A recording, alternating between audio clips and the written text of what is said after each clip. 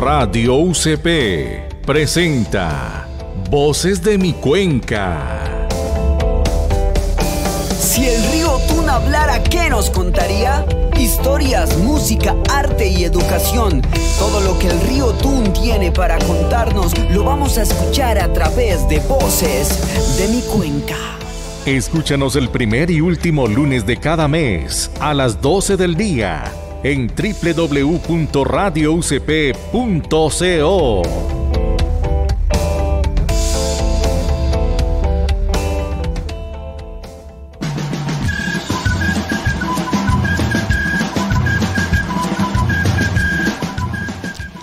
Hola a todos, bienvenidos a la primera emisión de la segunda temporada de Voces de mi Cuenca. Soy Hilda Viviana Ramírez y es un gusto para mí saludarlos en el día de hoy. Espero que hayan tenido una excelente mañana y les recuerdo que este es un espacio sonoro del proyecto Vivamos la Cuenca, al que regresamos muy contentos porque vamos a seguir escuchando y vamos a tener la oportunidad de seguir escuchando los relatos y las historias de las personas, de los proyectos y organizaciones que en nuestra ciudad trabajan por nuestra cuenca del río Tun. De hecho, así como para antojarlos un poco, les cuento que, bueno, en esta segunda fase, en esta segunda temporada de Voces de mi Cuenca, vamos a tener temas relacionados con el cambio climático, con la gestión del riesgo, con el saneamiento hídrico, y de hecho vamos a tener varios programas dedicados a la planta de tratamiento de aguas residuales que se va a construir aquí en la ciudad. Entonces, para que estén muy pendientes sobre lo que se viene, porque se vienen cosas muy chéveres. Bueno, sin más rodeos, saludo de manera muy especial a mi compañero en cabina, Daniel Valencia, quien también es integrante del proyecto Vivamos la Cuenca. Daniel. Hola Hilda, hola, muchas gracias por el saludo. Estoy muy contento de estar acá, muy motivado de hacer parte de esta linda familia de Voces de mi Cuenca. Tenemos muchas cosas para hablar, ¿cierto? Es un proyecto muy bonito que ya está en su séptima fase y pues hay que seguirle dando y seguirle comentando a toda la gente, a todos los risaraldenses, pues lo que se está haciendo de parte del proyecto. Hilda, estos días ha llovido mucho, ¿no? Bastante, parece que no fuera para... Parece que Pereira nunca hubiera, pues, parece con un cielo roto. Un poquito, sí, pues es como también la característica, pero sí hemos visto que no solamente aquí en la ciudad, sino en todo el departamento se han registrado muchas lluvias en diferentes municipios, lo que, bueno, ha traído consecuencias negativas. De hecho, si quiere, cuéntenos, Daniel, ¿cuál es el tema del día de hoy? Bueno, Hilda, el tema de hoy, vamos a hablar un poquito acerca de la mitigación frente a los desastres naturales y la gestión de riesgo que se hace por parte de las comunidades de acá de Risaralda y pues de las instituciones, de estos entes gubernamentales, de las diferentes corporaciones, lo que están haciendo, las acciones que están llevando a cabo y adelantando pues para mitigar cualquier desastre natural, como el que lamentablemente se dio hace poco en el barrio Lesneda, que le mandamos un saludo a todas las familias y pues esperamos que se esté cada día solucionando esto. Así es, Daniel. Muchas gracias por contarnos y bueno, sin más rodeos, comencemos. Que hoy queremos proclamar, volar, volar.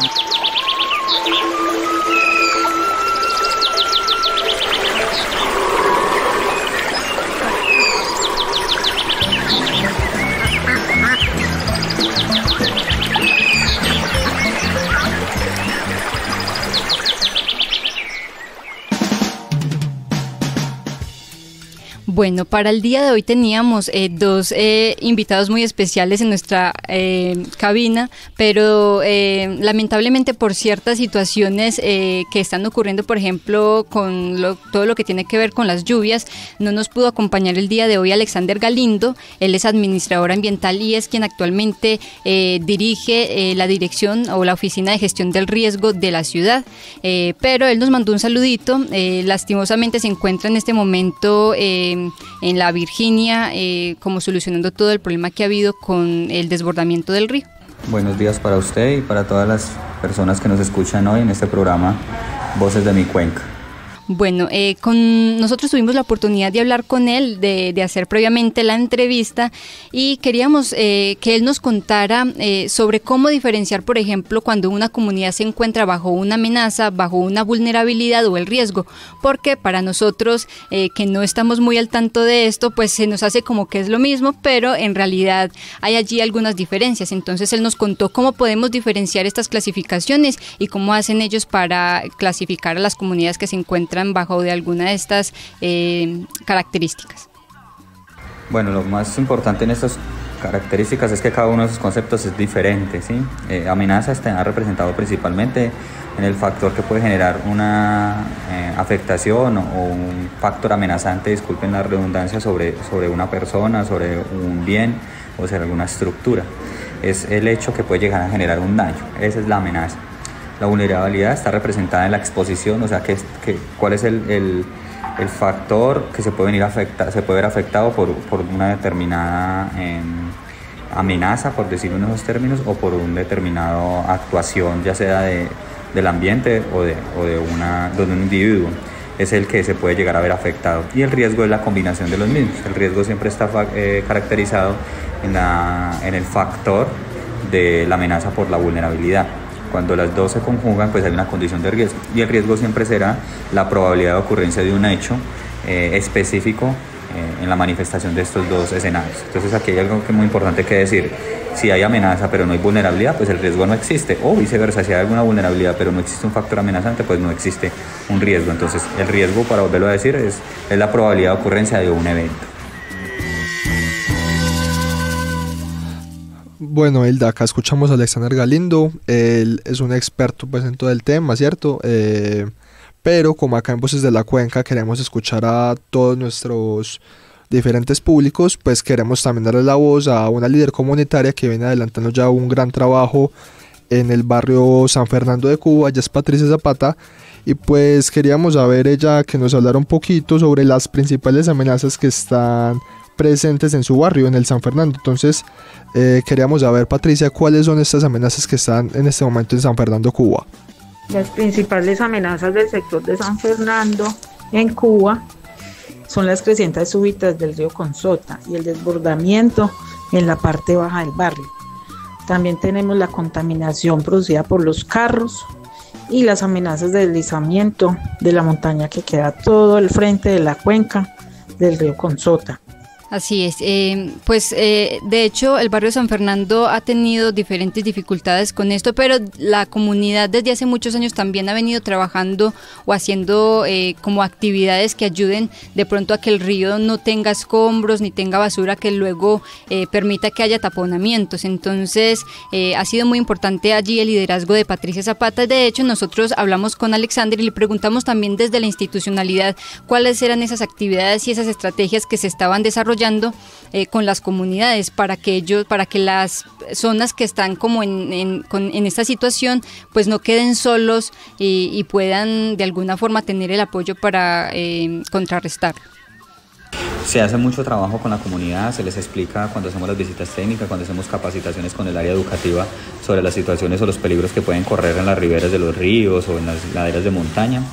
Muchas de ellas son aceptadas, otras no tanto, ¿sí? Muchas de las personas prefieren de alguna manera tener el sustento de vivienda en cualquier sitio que estar en una condición segura.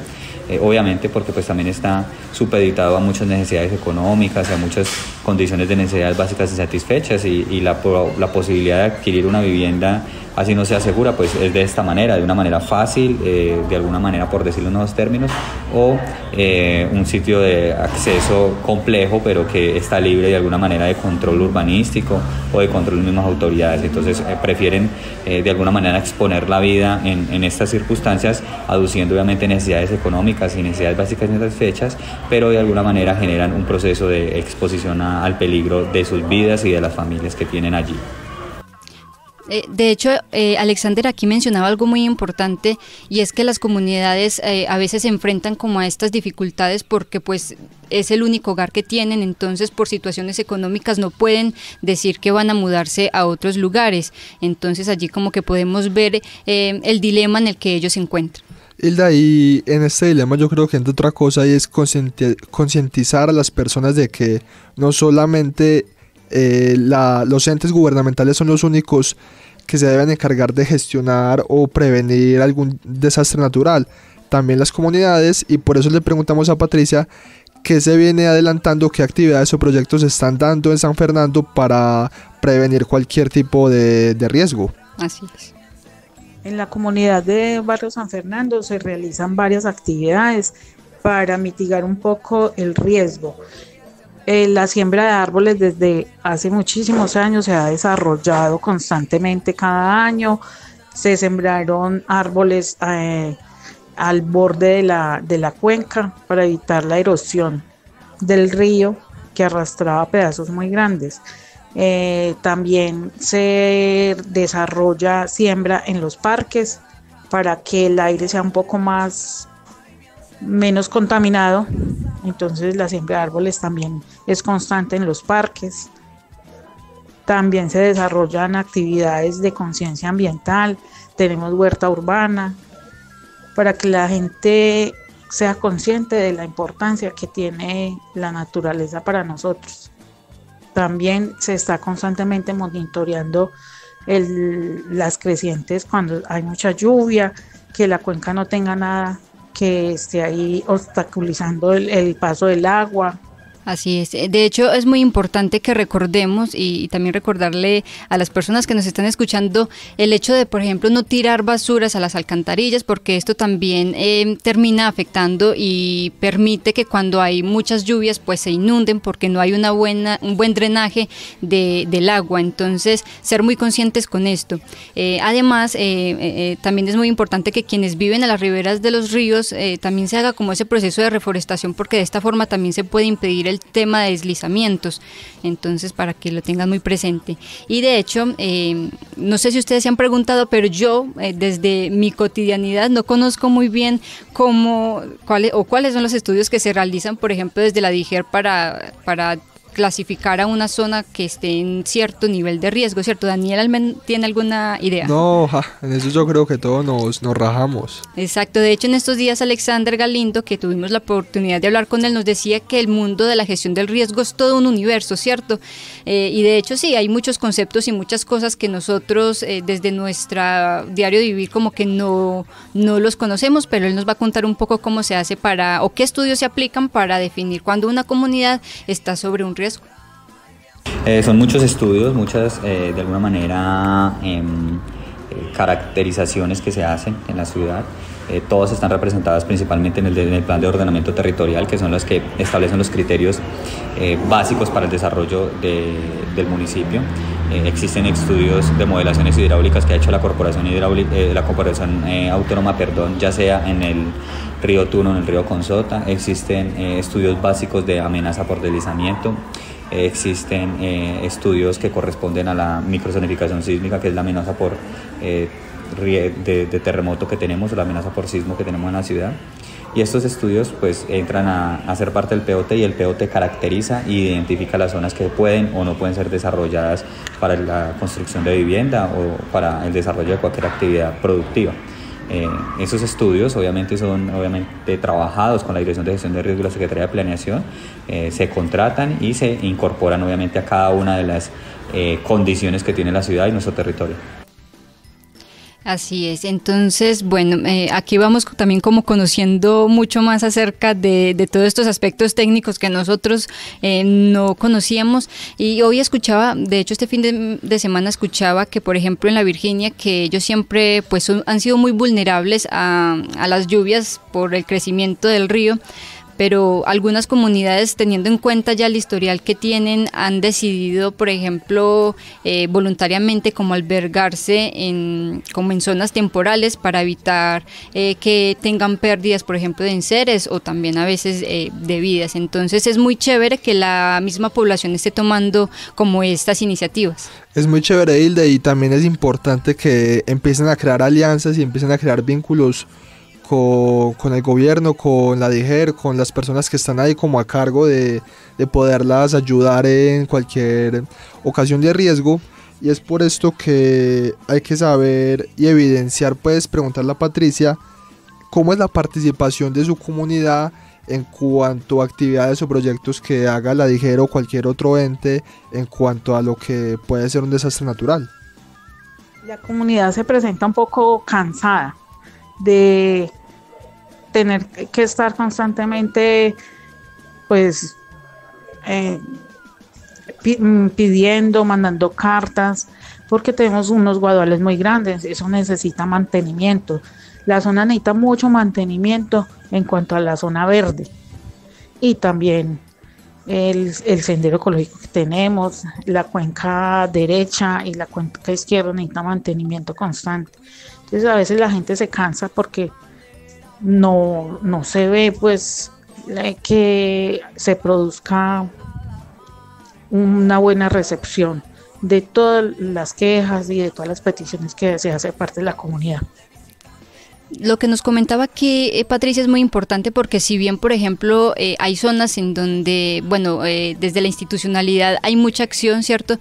También hay que, digamos, no desconocer que hay otras zonas donde de pronto no llega el gobierno y donde ellos se ven también muy solos frente a cómo actuar ante situaciones como la lluvia y en muchos casos también frente a la sequía y lo que tiene que ver con los incendios forestales. Entonces también el llamado de atención es para que estemos muy pendientes de ellos, de poder ayudarles también con lo que se pueda, porque uno también entiende las dificultades a las que ellos se ven, no es fácil decir de un día para otro voy a dejar mi casa para irme a vivir a otro lugar que de pronto me queda más lejos del trabajo, en donde también se tiende a desubicar a la familia. Entonces como que nosotros seamos solidarios y también estar muy atentos a lo que ellos puedan necesitar. Hilda, en cuanto a eso yo quiero comentar dos cositas. Hace poquito leía que de parte del Ministerio del Interior pues ya hay 9.000 millones de pesos dispuestos, por ejemplo, para lo que pasó en la tragedia de la Esneda, para las familias que están pues en este momento sin hogar, las quieren reubicar en diferentes partes del plan territorial. Y pues vale la pena también destacar que una ciudad como Pereira, una ciudad tan pujante, es bonito que la gente se una para ayudar a las diferentes viviendas, que cuando ocurre una situación como esta, que es lamentable, pues que la gente se ponga la mano en el corazón y de verdad aporte y se una y vaya y recoja cosas y esté ahí como pendiente, porque se siente que es un pueblo bonito y pues vale mucho la pena destacar esto. Así es, Daniel. De hecho, quiero recordarle a nuestros oyentes que mañana se celebra el Día Internacional de la Mujer y también hablamos con Dayana Hoyos. Ella es la secretaria de la Junta de Acción Comunal del barrio Belmonte Bajo y tuvimos la oportunidad de hablar con ella un poco para que nos contara sobre qué la ha motivado a ella a trabajar por su comunidad y quién ha sido también su mayor inspiración y qué actividades también ella ha liderado con las personas del barrio Belmonte Bajo.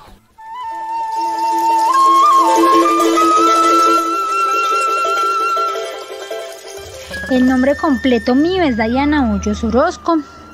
Yo soy profesional en mercado y publicidad. En este momento pues no estoy laborando, no estoy trabajando, pero sí estoy trabajando con la comunidad. Yo soy la secretaria de la Junta de Acción Comunal de Belmonte Bajo.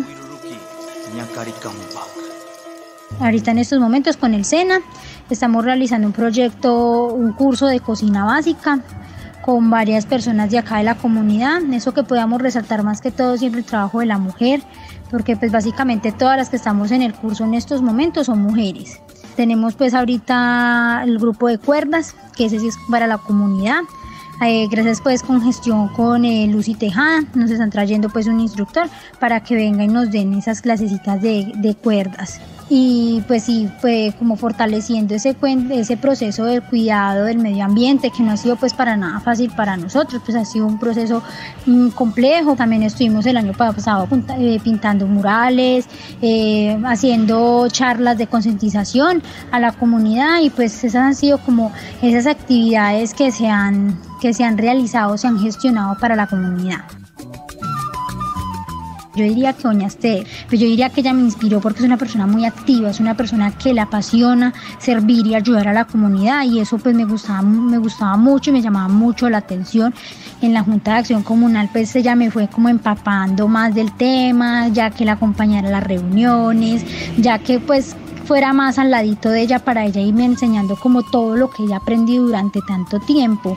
Aparte de eso, yo digo que ver como que algunas personas le agradecen a uno ese trabajo que uno hace, esa gestión y ese agradecimiento que tienen hacia uno es muy bonito, esa alegría y ese agradecimiento que las personas sienten hacia uno y que uno siente cuando da o ayuda a alguien. Eso sería como lo que de pronto a mí me motivó a trabajar con la comunidad.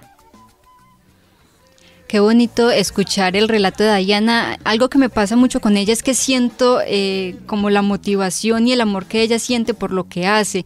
Ella nos contaba pues cómo doña Esther viene siendo su inspiración, y para quienes no conocen mucho a doña Esther, ella es la líder comunitaria de Belmonte Bajo y ella lleva muchos años allí como ejerciendo este rol, ¿cierto?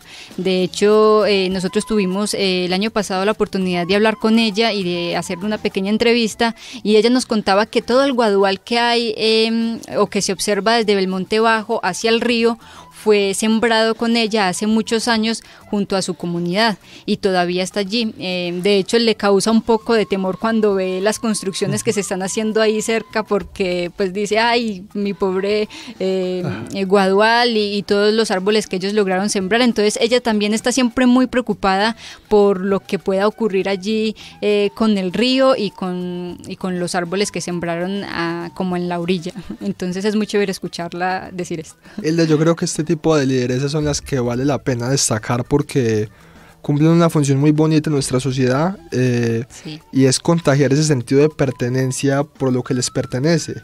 Es como ellas apropian lo que los rodea, su entorno, ¿cierto? En el que habitan, en el que viven, y quieren que cada día esté más bonito, esté más limpio, que el medio ambiente sea sano, que la cuenca esté bonita. Son este tipo de lideresas que vale la pena destacar, y más teniendo en cuenta que ya casi es el Día de la Mujer. Entonces un saludo para todas esas mujeres que se dedican día a día a promover y hacer que su comunidad sea cada día mejor y más desarrollada. Así es, y de hecho pues nosotros desde el desconocimiento también a veces lo vemos como muy sencillo la gestión que ellas realizan, pero son muchas las luchas que tienen que batallar, porque sí, también convocar a la comunidad no es fácil. De hecho lo mencionaba, no sé si lo mencionaba ahorita Patricia, pero hacer que la comunidad esté siempre participando en estas actividades es complejo, porque pues tienen que buscar la manera de motivarlos, sí, y eso necesita como mucha retórica, necesita mucha convicción al hablarles y a sensibilizarlos sobre la importancia también de estar atentos de su comunidad y de su barrio. Es un reto grande, porque yo ir a motivar a adultos mayores, a jóvenes, a gente que está trabajando, a gente que de pronto mantiene ocupadita, y decirle, venga, ayúdeme a hacer que esto se vea más lindo, a hacer que donde usted vive sea un entorno mejor para sus hijos, sea algo más saludable para todos, que se sienta que en el barrio hay una cultura ambiental y hay un desarrollo sostenible que nos va a beneficiar a todos. Así es, y todos los procesos también que tienen que realizar, por ejemplo, cuando necesitan la ayuda del gobierno, que también es difícil y es a veces demorado las solicitudes que se realizan. Entonces, agradecemos muchísimo a la labor que ha hecho Dayana Hoyos y a doña Esther en su comunidad, y vamos a volver también con nuestro tema principal. Y bueno, pues ahorita que estábamos hablando también sobre comunidad, le preguntamos a Alexander Galindo cuál es la principal dificultad o el desafío al que se enfrentan cuando tienen que sensibilizar a las comunidades, y esto fue lo que nos contó. La principal dificultad que tenemos son los factores económicos de la población. La población aduce siempre necesidades económicas insatisfechas, aduce siempre que no tiene para dónde irse, aduce que es víctima del conflicto, que tiene alguna condición de vulnerabilidad, y ese es el argumento principal para atender una situación de riesgo por parte de nosotros hacia la comunidad. La condición específica de vulnerabilidad que ellos manifiestan desde el punto de vista económico es la que genera que mayores dificultades tengamos para la hora de atender una emergencia y podamos generar procesos de evacuación preventivas o generar procesos de atención en las emergencias. Así es.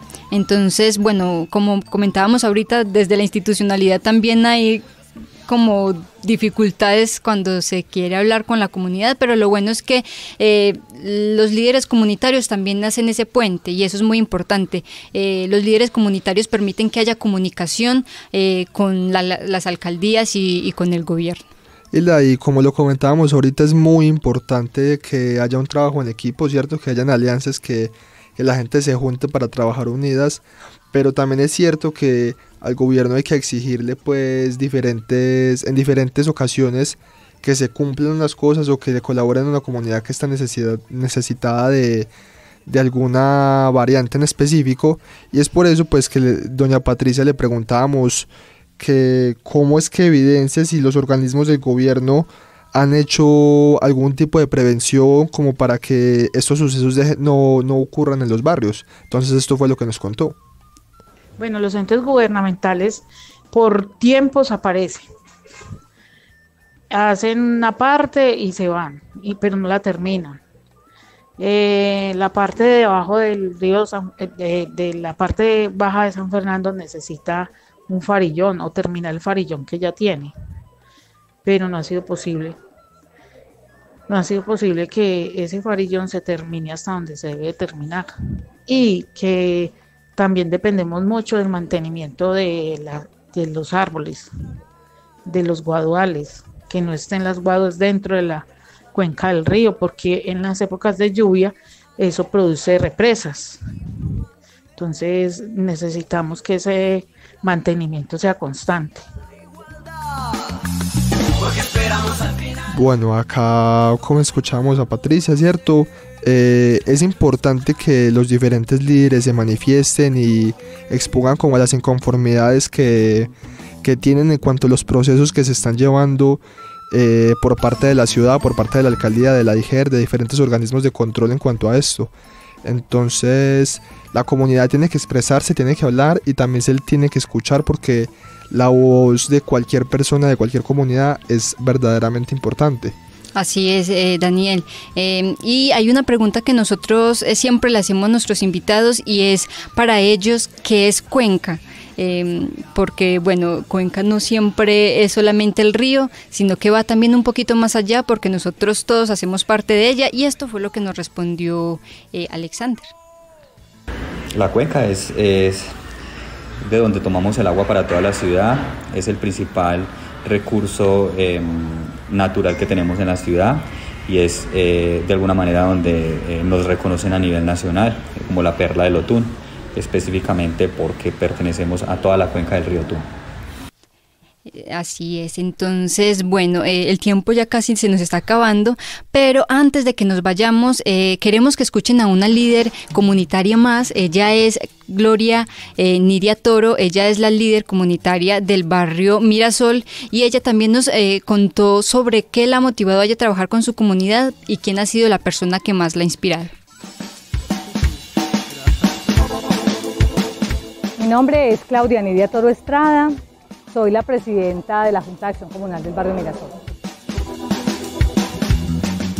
Bueno, la verdad es que lo que me motiva es que las personas, al igual que yo, estemos bien, y que en la comunidad se vea reflejado un trabajo en equipo, o por lo menos la participación de los entes competentes para que realicen realmente la tarea que les compete y por la cual también pagamos de una u otra manera.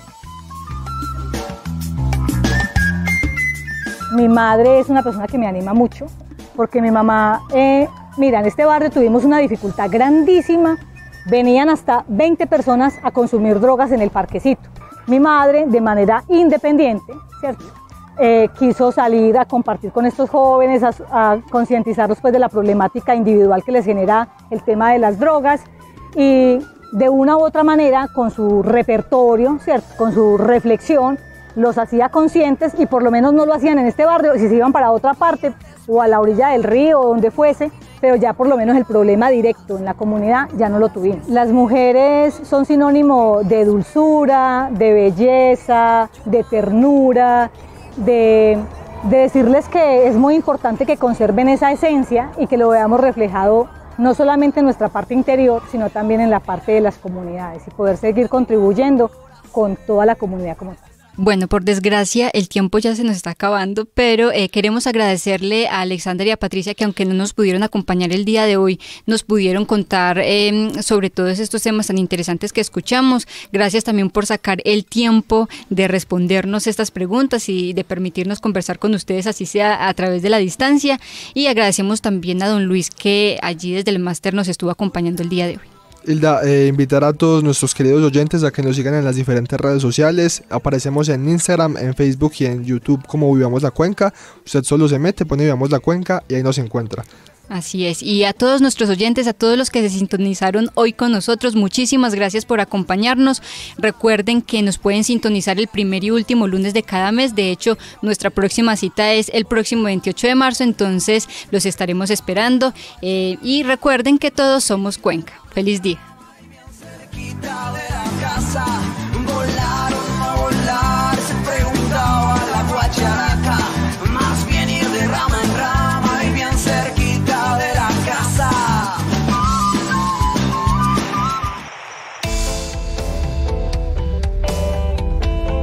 Radio UCP presenta Voces de mi Cuenca.